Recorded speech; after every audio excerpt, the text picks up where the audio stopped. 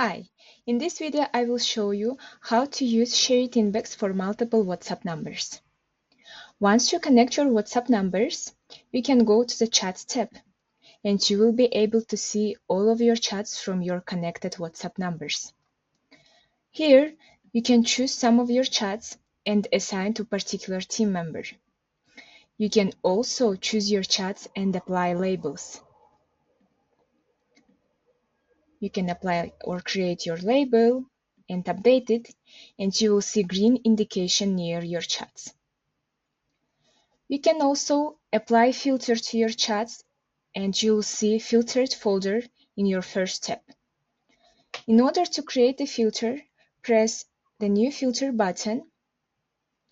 You can give the name to your filter, and you can apply filter by different criteria: by label, by connected WhatsApp account in order to see chats from specific WhatsApp account, by team. By the way, you can also create different teams within one workspace, by chat name, by last message time, by close status, by chat type in order to see groups or direct chats only, by responsible agent, by reading status. Also, you can see chats where ChatGPT autoresponder is enabled or disabled.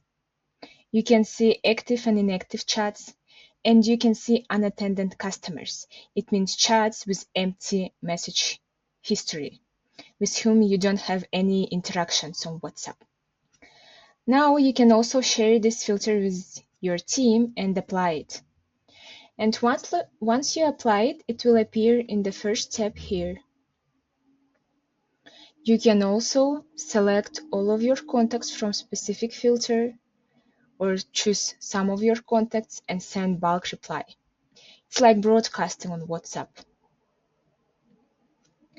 If we open specific chat, we can see the message history, and we also have some collaboration tools. If you navigate to the message, you can add internal comment, tag your team member, and send some notes. And these notes will be visible only to your team members. Your customers will not see them. You can also set reminder.